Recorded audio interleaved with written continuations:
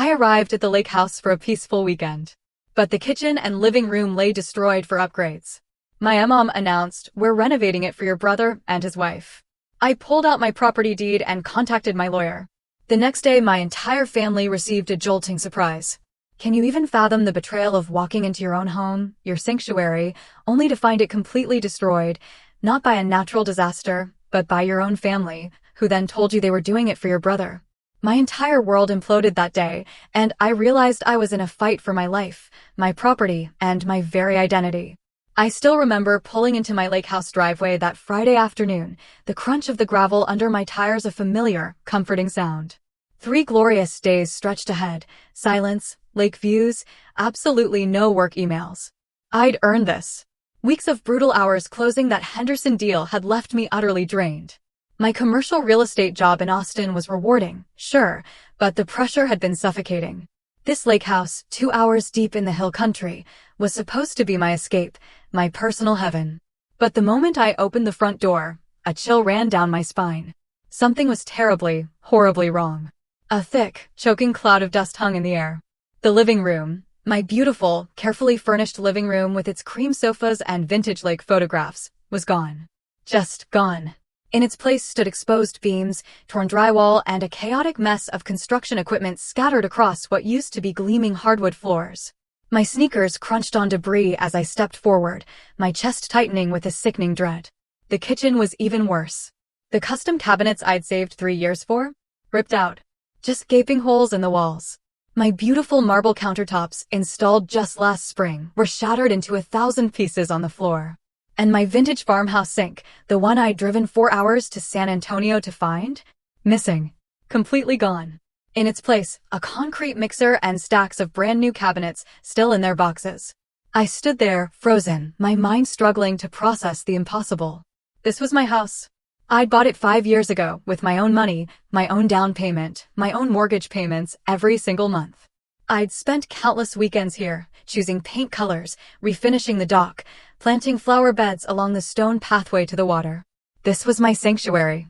My phone was already in my hand, shaking slightly, when I heard footsteps on the porch. "Bella, sweetie, you're here early." My mother stepped through the doorway, a bright, oblivious smile on her face. It only faltered for a second when she saw my stunned expression. She was dressed in her usual crisp white linen pants and a coral blouse, silver hair pulled back in her neat bun. Behind her, my father followed, looking deeply uncomfortable in cargo shorts and a fishing vest. What happened to my house?" My voice came out as a whisper, barely audible. Mom waved her hand dismissively, stepping carefully around a pile of broken tiles. "Oh, don't worry about the mess.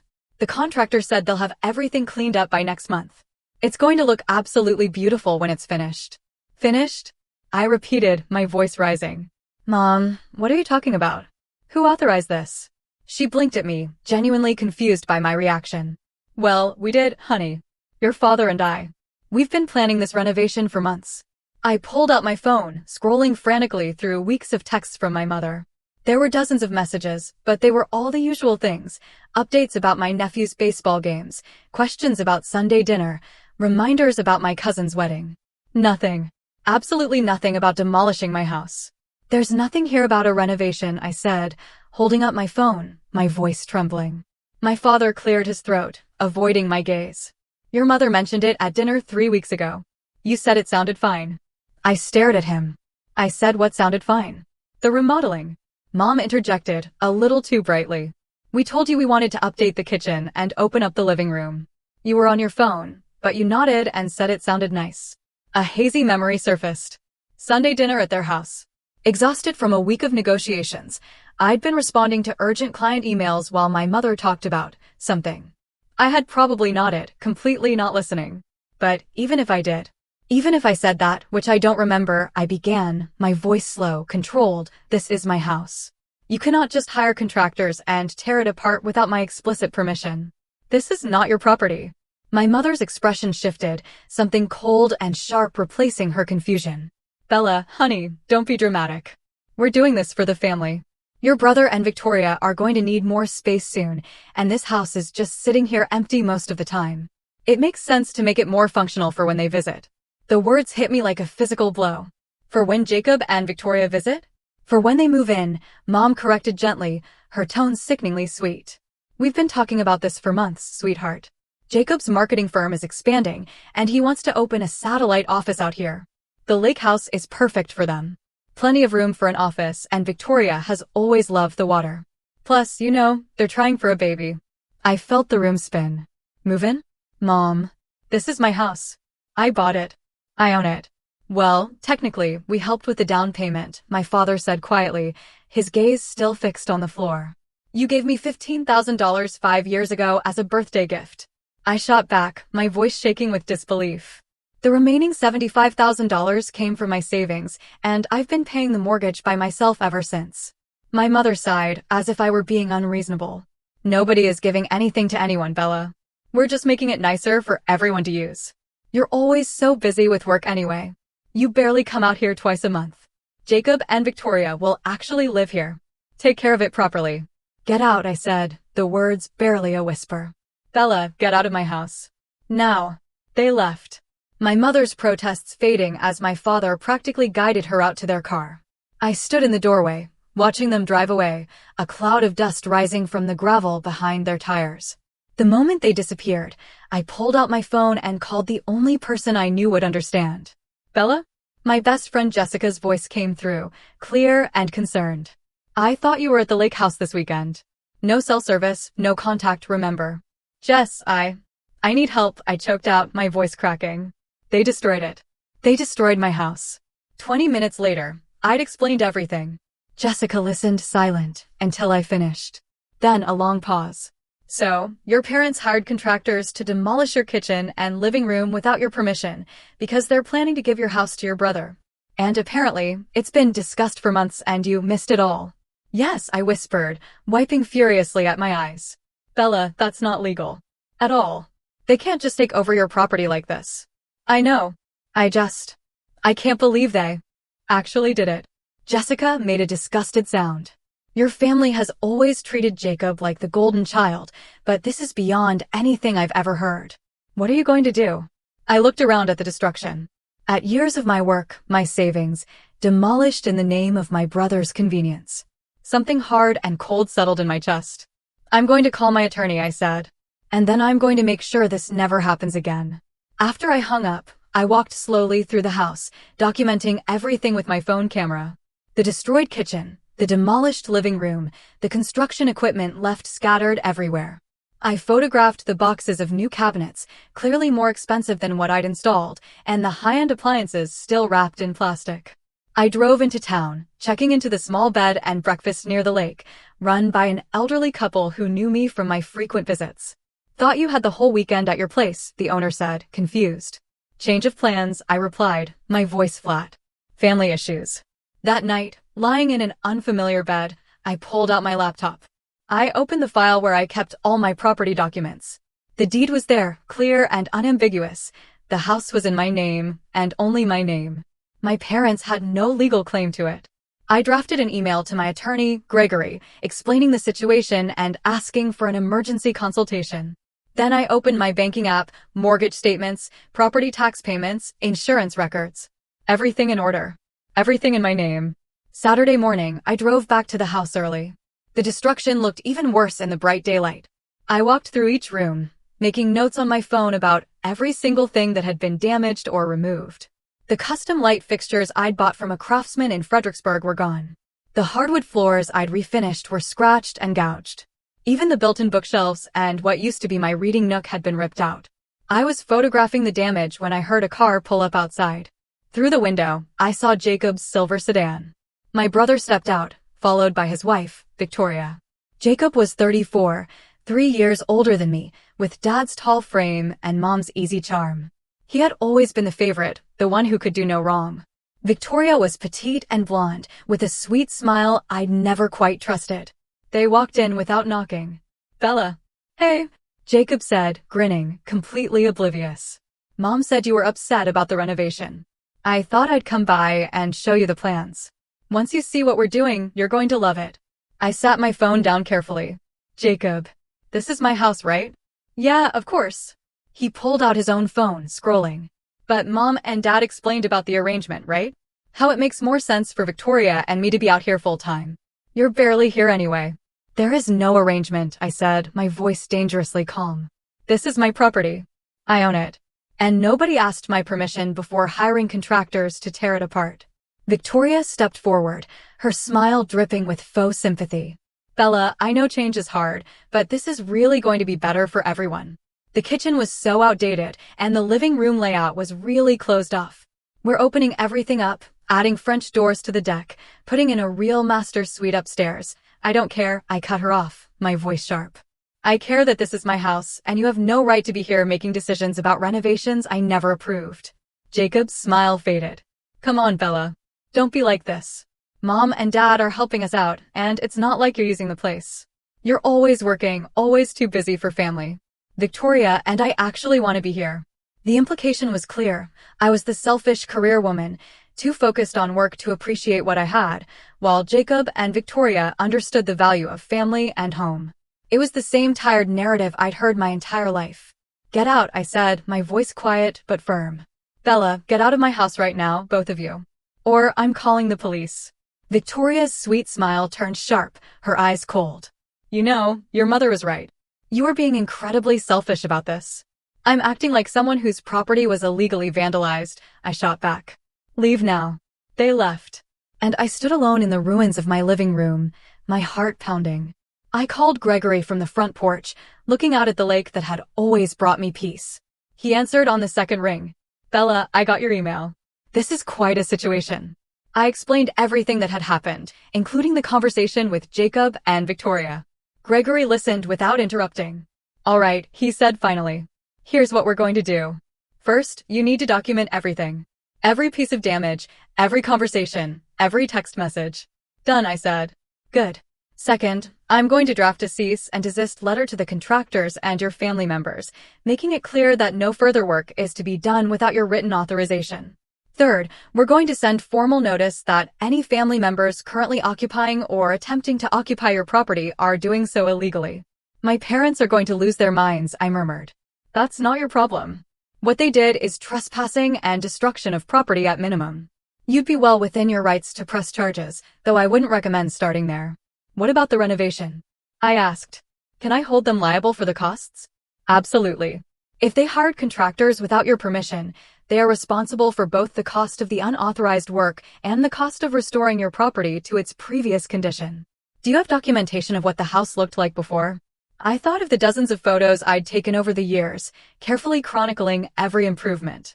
Yes, I have everything. Good. Send me all of it. I'll put together a demand letter as well. And if they don't pay? Gregory paused. Then we take them to court. But Bella, I have to ask, are you prepared for that? Suing your family is going to create a permanent rift. I looked at the exposed beams of my demolished living room, at the construction equipment scattered across my floor. I thought about my mother's casual dismissal of my ownership, Jacob's entitled assumption that he could just take what was mine. Yes, I said. I am prepared. That afternoon, I spent hours gathering every piece of documentation I had, photos of the house before and after each improvement, receipts for appliances, furniture, custom work, my mortgage statements, property tax records, screenshots of my mother's text messages, none of which mentioned any renovation plans, and even a recording of my conversation with Jacob and Victoria, which I'd started as soon as I heard them pull up. I organized everything into folders and sent it all to Gregory. Then I drafted a message to my family group chat. I need to make something very clear, I wrote. The lake house is my property. I purchased it with my own money. I pay the mortgage with my own money, and I am the sole owner according to the deed. No one had my permission to hire contractors or begin any renovations. Effective immediately, all work must stop, and all family members must vacate the property. My attorney will be sending formal notice of this shortly. Any further trespassing or damage to my property will result in legal action. I hesitated, my finger hovering over the send button. This was it. The moment I drew a line that could not be uncrossed. I hit send. The responses came almost immediately. My mother first, a long paragraph about how hurt she was that I would threaten the family with legal action. My father, shorter, saying I was overreacting. Jacob, angry, accusing me of ruining his plans and being vindictive out of jealousy. I muted the group chat and set my phone face down. Sunday morning, I met Jessica for coffee. She hugged me tightly when she saw me. "You look terrible," she said, which was exactly why I loved her. Jessica never sugarcoated anything. "I feel terrible," I admitted. We sat down with our coffees, and I filled her in on everything that had happened since our phone call. "I cannot believe Jacob actually showed up and acted like he had a right to be there," she said, disgusted. "The entitlement is unreal." "That's the worst part," I said. "He genuinely doesn't see anything wrong with it." "None of them do." "What did Gregory say?" "He's drafting all the legal notices. They should go out tomorrow. He thinks once my parents see official legal documents, they'll back down." Jessica frowned. "Do you think they will?" I stirred my coffee, looking out the window. "I don't know. The family I thought I knew would never have done this in the first place." My phone buzzed. Another message in the family group chat. This time from my Aunt Linda. "I cannot believe you would treat your parents this way after everything they have done for you." I showed it to Jessica, who rolled her eyes. "Let me guess. She has no idea what actually happened. She just heard your mom's version." "Exactly." I muted notifications from my aunt. More were coming in now. Cousins, family friends, all apparently getting updates from my mother about my terrible behavior. "You know what you need to do," Jessica said, meeting my gaze. "Fight back. Not just legally, but publicly. If they're going to tell everyone you're being unreasonable, you need to make sure people know the truth." "I don't want to air family drama on social media," I said, cringing. "I'm not talking about social media. I'm talking about facts. When people ask you what's going on, and they will, you tell them the truth. Your parents hired contractors to demolish your house without permission so they could give it to your brother. Period. No emotion, no drama, just facts." She was right. I had spent my whole life trying to keep the peace, trying not to make waves. But staying quiet hadn't protected me. It had just made it easier for them to take advantage. "Okay," I said, a new resolve hardening my voice. "Facts only." "I can do that." Monday morning arrived with an email from Gregory. The cease and desist letters had been sent via certified mail and email to my parents, Jacob, Victoria, and the contracting company. I read through the legal language, clear and unambiguous, laying out my ownership of the property and demanding all work stop immediately. There was also a demand letter requiring my parents to pay for all damage to the property, with a deadline of 15 days to respond. I was sitting in the hotel breakfast room when my phone rang. "Mom." I let it go to voicemail. She called again immediately. Then my father. Then Jacob. I ignored them all. The voicemail notifications piled up. I waited until after I finished my coffee before listening. My mother's voice was shrill with anger. "Bella, what have you done? We just received a legal threat from some attorney claiming we trespassed on your property. This is absurd. You need to call this off right now before you embarrass the entire family." My father sounded tired and disappointed. "Bella, honey, I know you're upset, but getting lawyers involved is not the answer. Please call your mother back so we can work this out." Jacob was furious. "Are you kidding me right now? You sent us a cease and desist." Victoria is in tears. "Mom is having a breakdown. All because you can't share a stupid house that you barely use. Grow up, Bella." I deleted all the voicemails and opened my laptop. Time to start researching restoration contractors and getting quotes for fixing the damage. By Tuesday afternoon, I had estimates from 3 different contractors on the cost of restoring my house to its previous condition. The numbers were staggering. Between the custom cabinets that had been destroyed, the hardwood floors that were damaged, the fixtures that were missing, and the labor to undo all the demolition work, I was looking at close to $90,000 in repairs. I sent all the estimates to Gregory with a note. "Does this seem reasonable?" He called me instead of emailing back. "The estimates are consistent with the scope of damage you documented. The problem is that demolition is always faster and cheaper than restoration. They tore out your kitchen in a day. It's going to take weeks to rebuild it properly. And since you had custom work before, you're going to pay custom prices to replace it." $90,000, I said, still processing the number. "Yes, and that's actually on the conservative end. If you wanted to upgrade to the level of finishes they were planning to install for your brother, it would be significantly more." "I don't want what they were planning. I want what I had." "Understood. I'll include these estimates in our demand to your parents." Speaking of which, we received a response from their attorney this morning. My stomach dropped. "They hired a lawyer?" "They did. A friend of your father's, apparently. The response is not strong. He's arguing that your parents had implied permission to make improvements based on your conversation at dinner and their financial contribution to your down payment 5 years ago. That's ridiculous." I agree. And frankly, so would any judge. The law is very clear on property ownership. But it does mean they are fighting this rather than accepting responsibility. I closed my eyes. Part of me had hoped that once they saw the legal documents, they would back down and apologize. That hope was dead now. What's our next step? I asked. We file a lawsuit. Civil trespass and destruction of property. We sue for the cost of repairs, plus damages for loss of use of your property during the restoration period, plus legal fees. Given the documentation you have, this is a straightforward case. How long will it take? Could be anywhere from 6 months to a year before we get to trial, unless they settle. But in the meantime, we can request an emergency restraining order preventing any further work on the property and requiring your family members to stay away. Do it, I said. All of it. The next few days blurred together. I hired one of the restoration contractors to begin work immediately, paying out of my savings account and documenting every expense. The restraining order was granted, the judge clearly unimpressed by my family's legal arguments.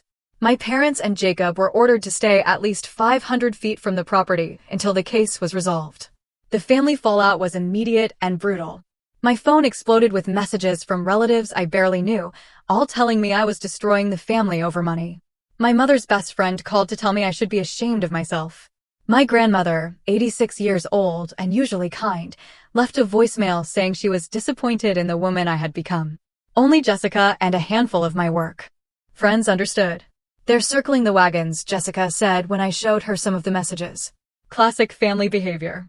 You're threatening the established order, so everyone is rallying to protect it.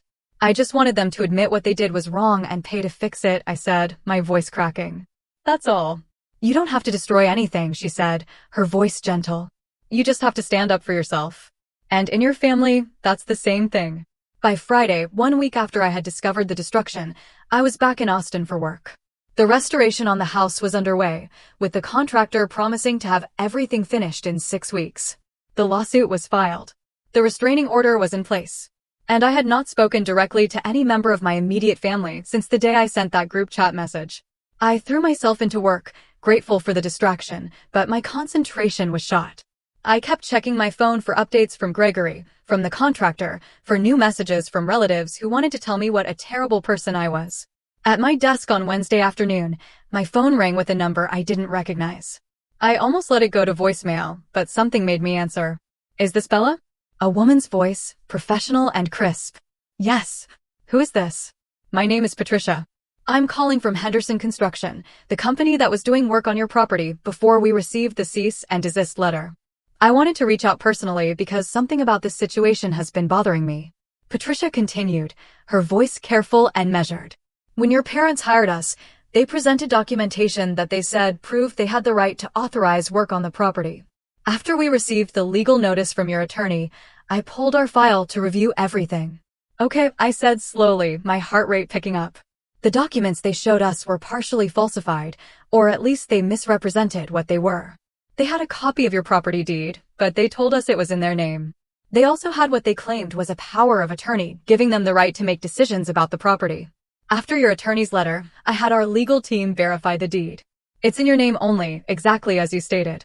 There is no power of attorney on file with the county. I felt cold. They forged documents to hire you. Not forged exactly, more like they lied about what the documents meant. But yes, essentially, they misrepresented their authority to hire us. If we had known they did not have legal permission, we never would have accepted the job. Why are you telling me this? Patricia hesitated.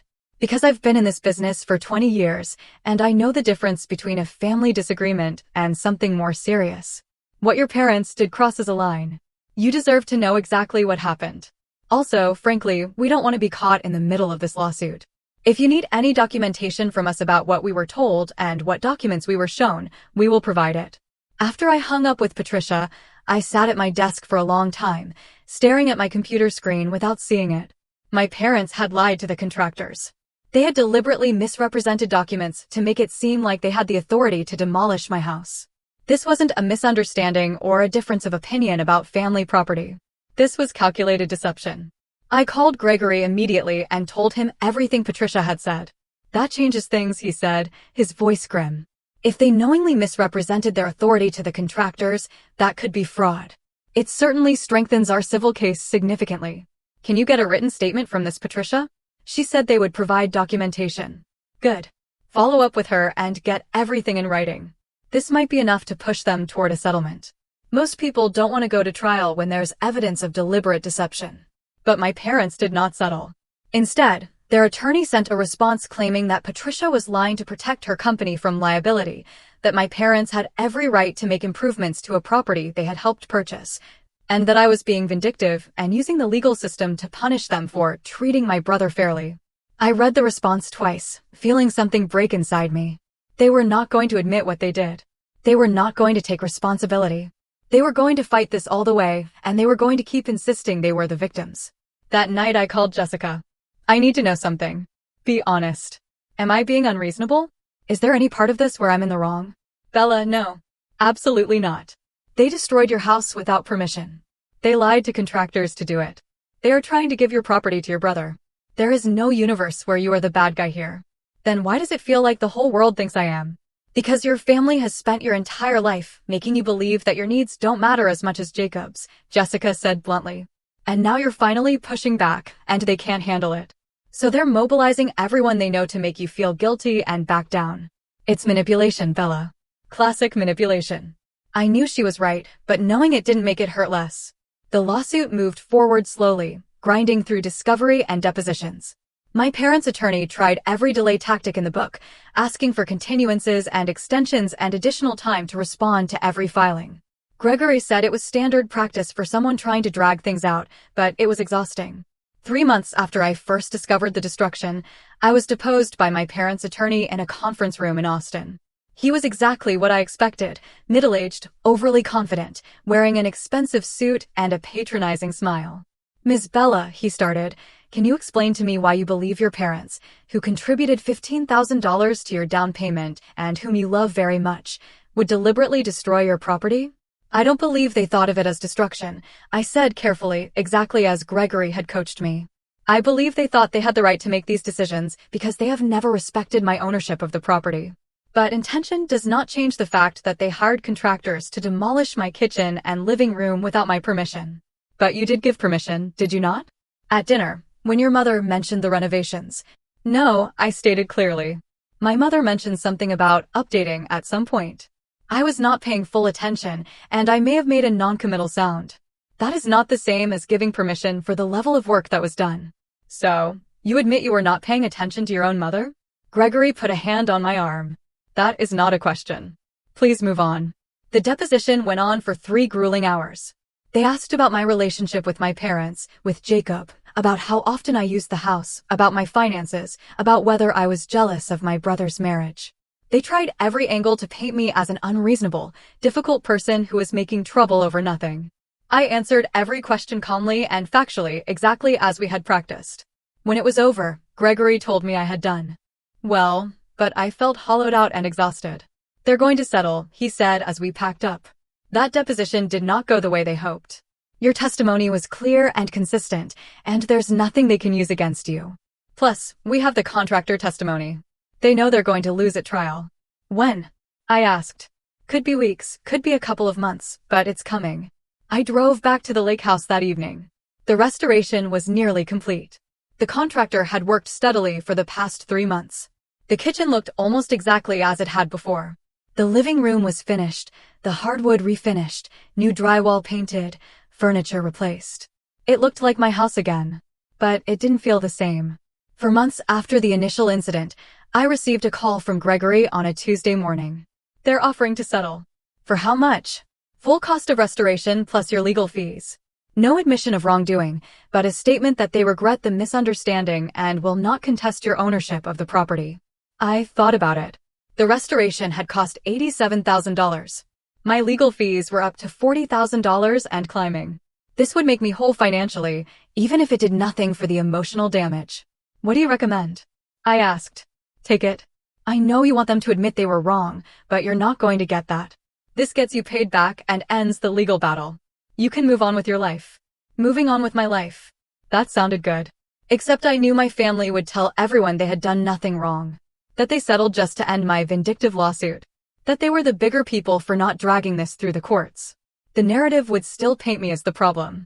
Give me 24 hours to think about it, I said. That night, I sat on the deck of my lake house, looking out at the water under the moonlight. The house was mine again, fully restored, legally protected. The lawsuit would end. I would get my money back. Everything would go back to normal. Except it wouldn't.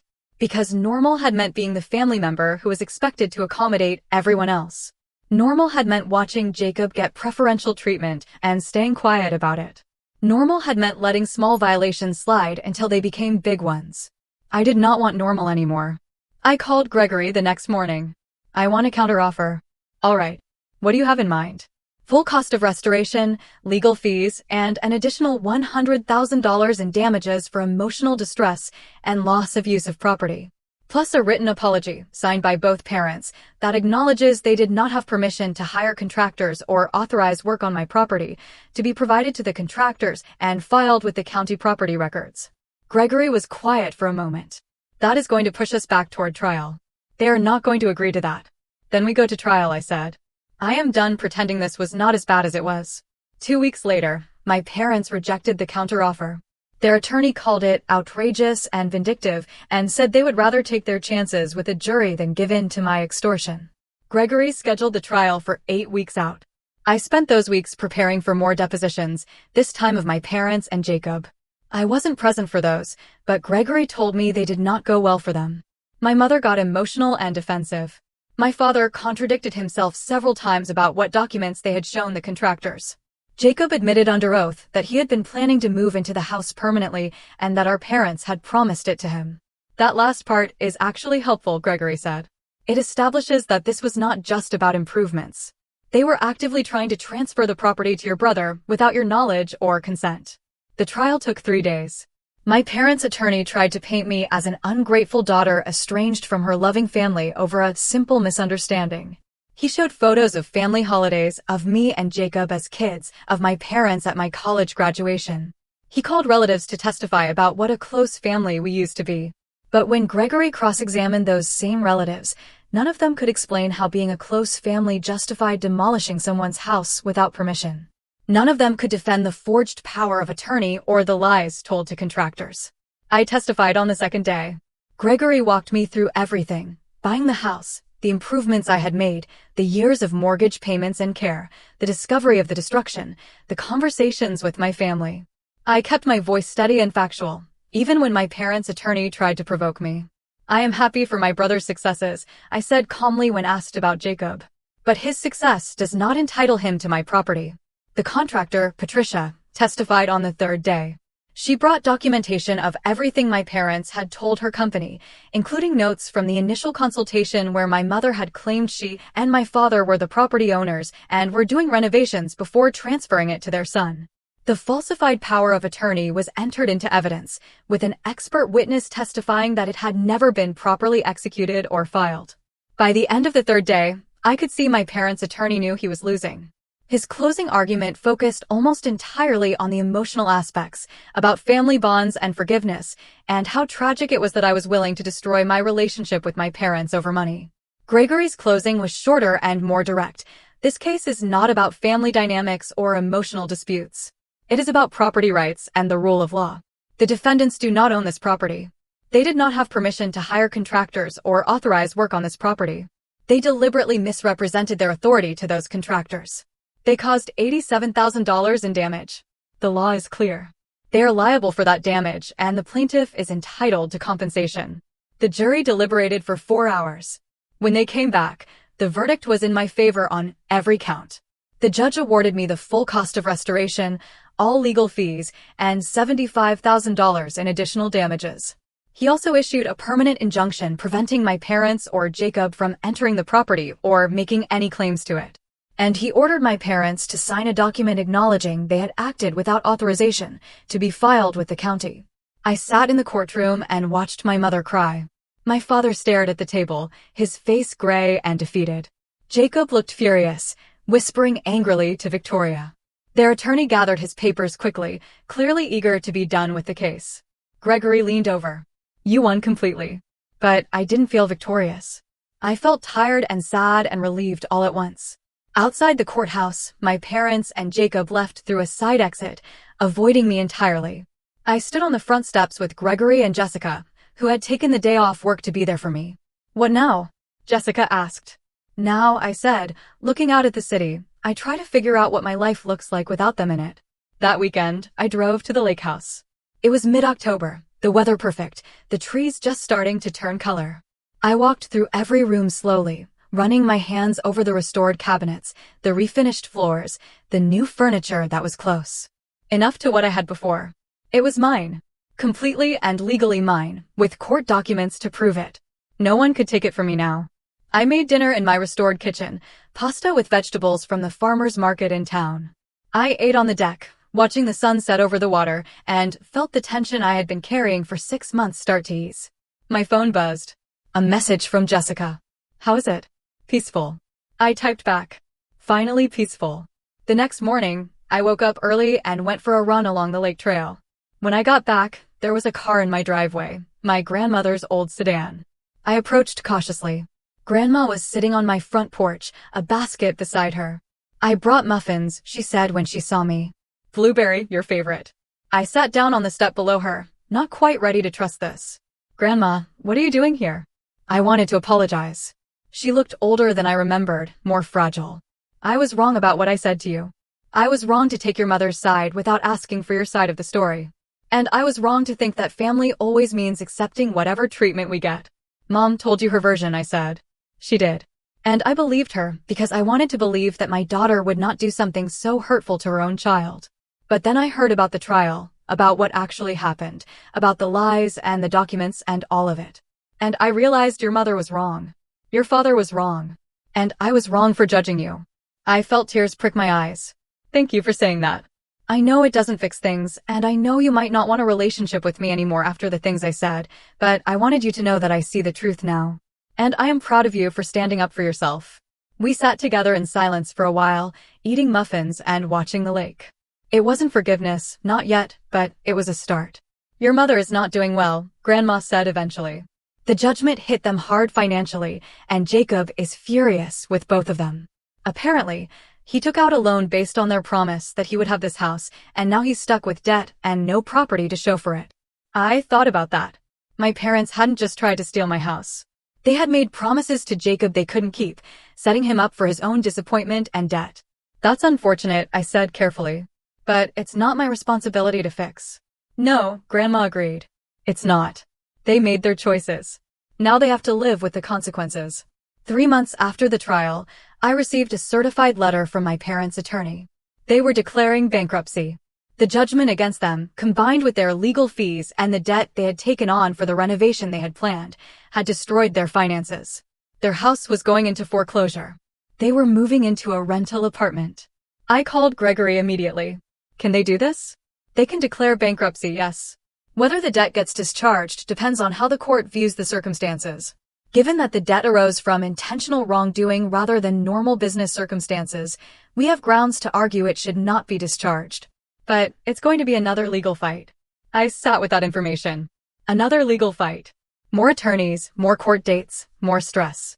And even if I won, my parents had no money. What do you want to do? Gregory asked. I don't know, I admitted. Part of me wants to fight it, but another part is just exhausted. Take some time to think about it. We have 60 days to respond. 6 weeks after the bankruptcy filing, I got a phone call that changed everything. Bella, this is Patricia from Henderson Construction. Do you have a minute to talk? Of course, I said, surprised. I wanted to give you a heads up about something.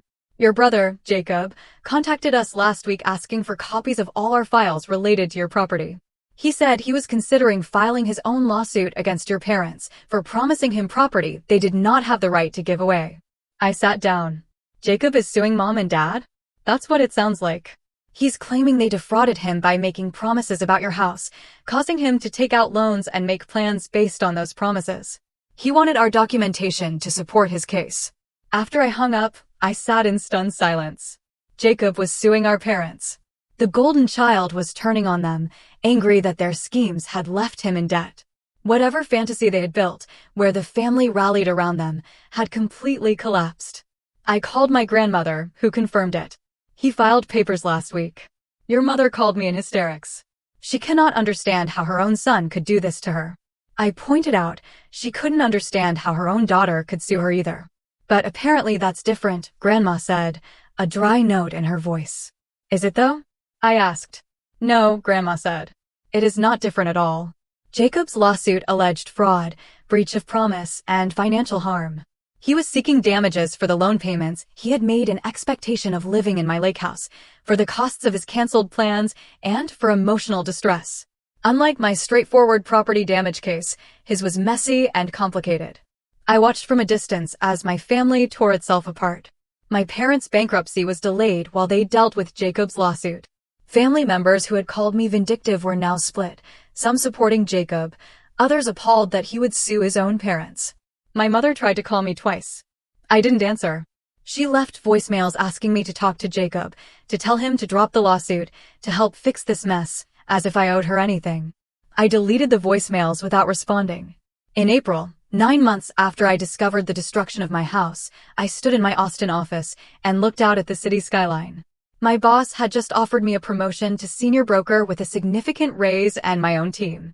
You've been one of our best performers, she said, even while dealing with personal issues that would have derailed most people. That's the kind of resilience we value. I accepted the promotion. And that night, Jessica took me out to celebrate. We went to a nice steakhouse downtown, ordered expensive wine. You did it, Jessica said, raising her glass. You fought for yourself. You won. And you're thriving. That's the best revenge of all. Is it revenge if I'm just living my life? I asked. Absolutely. The best revenge is success and happiness while the people who wronged you implode. You have both. I thought about my parents and their rental apartment, facing bankruptcy and a lawsuit from their own son.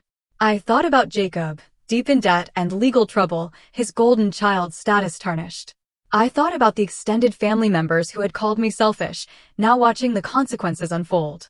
And I thought about myself, in my restored lake house on weekends, in my Austin apartment during the week, with a new promotion and a life I had built entirely on my own terms. Yeah, I said, a small smile touching my lips. I guess it is.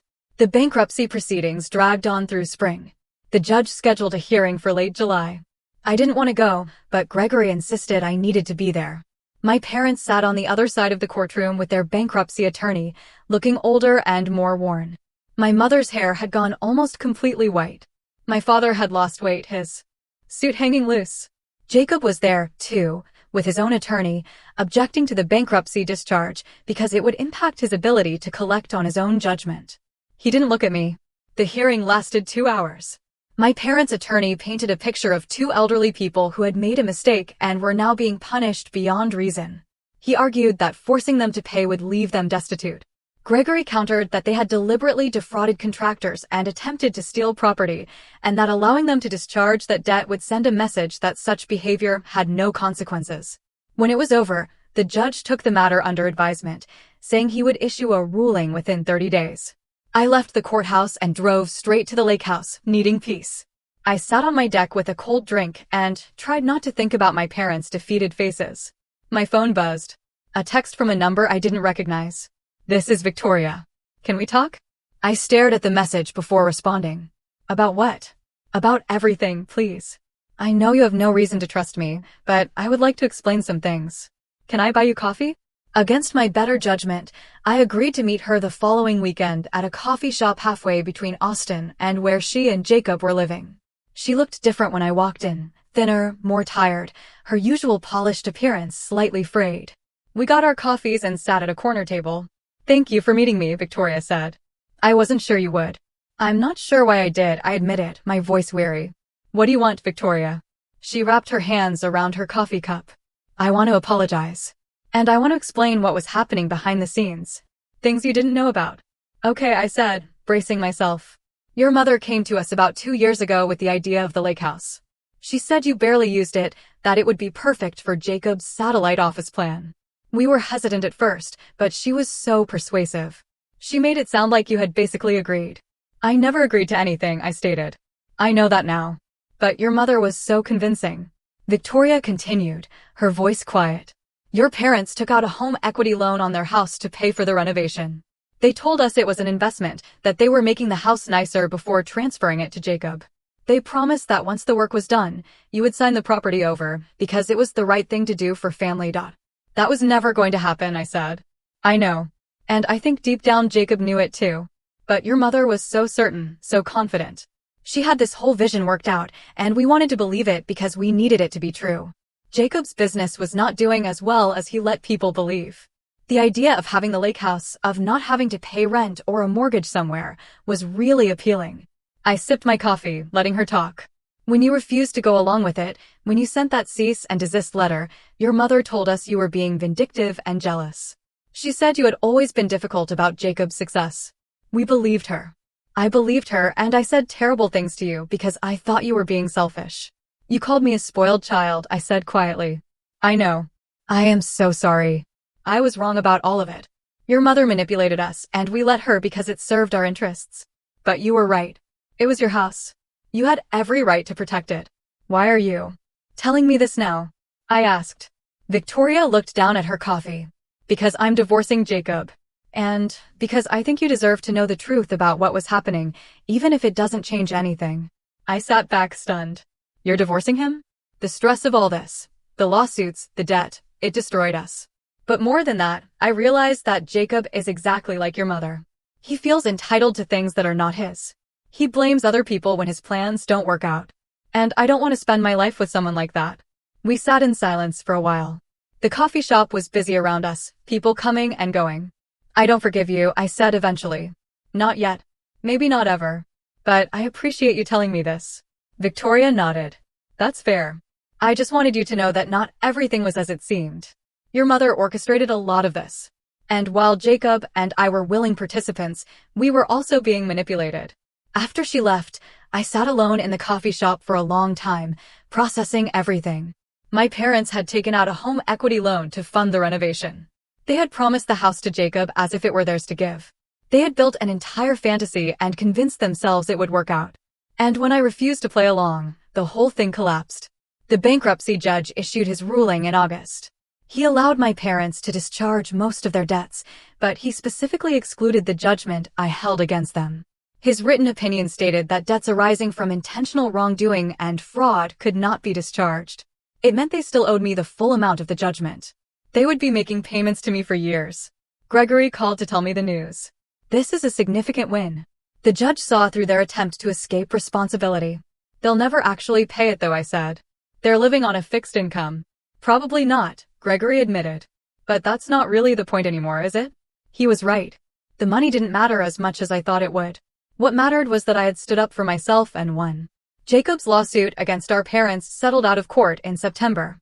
The terms were confidential, but my grandmother told me that our parents agreed to sign over the title to their car and make small monthly payments. It was a fraction of what he had asked for. The family is completely fractured now, Grandma said. Your parents are not speaking to either of their children. Jacob and Victoria's divorce is ugly. Half the extended family has taken sides or stopped attending events. Thanksgiving is going to be awkward. I'm not going to be there anyway, I said. I know, but I wanted you to hear it from me. Your mother keeps saying that you destroyed the family with your selfishness. But those of us who were paying attention know that is not true. She destroyed the family by trying to steal from you. In October, a year after the initial discovery, I threw a party at the lake house. Not a family gathering, a party for my friends, my colleagues, the people who had supported me. Jessica helped me plan it, and we invited 30 people for an autumn afternoon. People swam in the lake, even though the water was getting cold. We grilled food. Someone brought a guitar and played folk songs as the sun set. I stood on my deck, looking out at the people who had chosen to be in my life, and felt truly grateful. This is nice, Jessica said, coming to stand beside me. You look happy. I am happy, I realized for the first time in a year. I'm actually happy. Good. You deserve it. My parents never recovered financially or emotionally from the double blow of my lawsuit and Jacob's. Their bankruptcy left them with ruined credit and limited options. My mother, who had once been the social center of the family, found herself isolated as more relatives learned the truth about what she had done. Sunday dinners stopped. Holiday gatherings became awkward, sparsely attended affairs. My father's apology letters to various family members had circulated, cementing their role as the villains rather than mine. Jacob's business struggled under the weight of his debt, and his reputation took a hit when word spread about him suing his own parents. His divorce from Victoria was finalized with her getting most of their shared assets, leaving him in a small apartment, working twice as hard for half the success he once enjoyed. The golden child had tarnished, and no amount of defending could polish that away.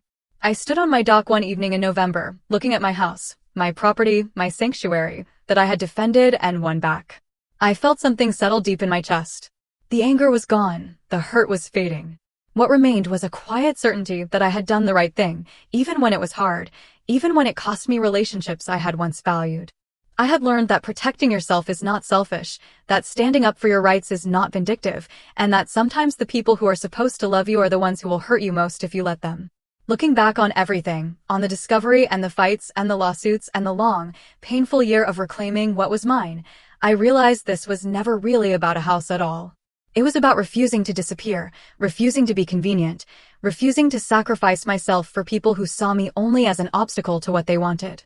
And in that refusal, in that fight, I had found myself again. So, tell me, what would you have done in my place? Have you ever had to fight for something that was undeniably yours, against the people who were supposed to be on your side? Let me know your thoughts in the comments below. I really want to hear what you think.